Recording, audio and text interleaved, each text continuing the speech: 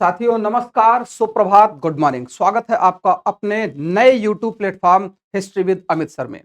मैं आप सभी लोगों को अपने इस चैनल के माध्यम से assistant professor, GDC, PGT, TGT और अन्य शिक्षक भर्ती परीक्षाओं से जुड़े हुए सबसे विशेष प्रश्नों की श्रृंखला को शुरुआत में सॉल्व कराऊंगा।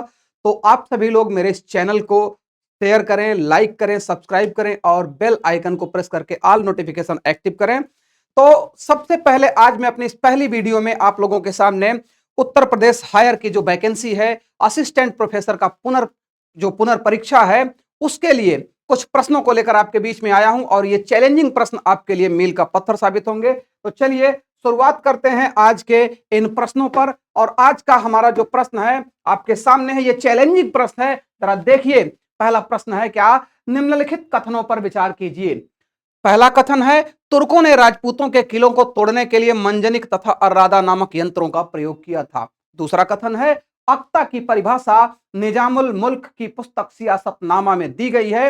और तीसरा कथन है, भारत में कुतुबुद्दीन ऐबक ने खिराज और उस्र के बीच अंतर लागू किया। उपर्युक्त में से कौन सा से कथन सत्य हैं? केवल एक और दो, केवल दो और तीन, केवल एक और केवल एक, तीन और केवल एक, दो और तीन।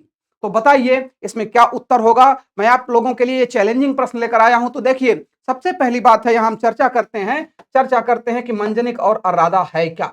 वास्तव में जिस तरीके से आप महाशिलाकंटक का नाम देखेंगे, ठीक इसी तरह तुर्कों ने राजपूतों के किलों को जीतने के लिए मंजनिक नामक एक बड़े यंत्र का प्रयोग किया था, जो वर्तमान गुलेल की भांति होता था, जिसके माध्यम से वो बड़े पत्थर और आग के गोलों को फेंककर जो किले होते थे उनके दीवारों को तोड़ने का कार्य करते थे। तो मंजनिक बिल्कुल इससे तुर्कों ने राजपूतों के किलों को तोड़ने का प्रयास किया। और अर्रादा जो था, ये इसका ही एक छोटा रूप था, जो छोटे छोटे स्थानों पर पत्थर और आग के गोलों को फेंकने का कार्य करता था। मंजनिक और अर्रादा, यह कथन बिल्कुल सत्य है। दूसरा है, अक्ता की परिभाषा निजामुल मुल्क की पुस्तक सियासतनामा में दी गई है। तो बिल्कुल, अक्ता का मतलब क्या है?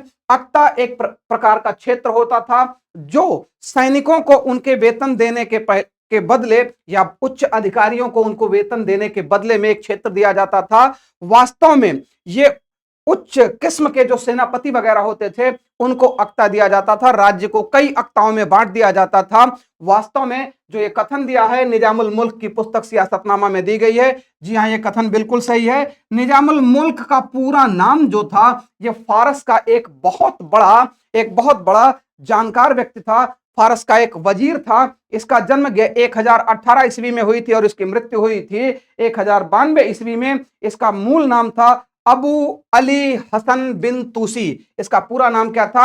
अबू अली हसन बिन अली तूसी। इसने एक पुस्तक लिखी, सियासतनामा, और इसमें अक्ता की परिभाषा दी गई है। तीसरा कथन है, भारत में कुतुबुद्दीन ऐबक ने खिराज और उसके बीच का अंतर लागू किया। जी हां दोस्तों, यह कथन भी बिल्कुल सही है। भारत में कुतुबुद्दीन ऐबक ने खिराज और उस्र के बीच का अंतर लागू किया था। तो ये कुल मिलाकर आपका उत्तर क्या हो जाएगा? 1, 2, 3। तो बताइए प्रश्न कैसा लगा, कमेंट बॉक्स में जरूर लिखिएगा। मिलते हैं नेक्स्ट प्रश्न के साथ। जय हिंद।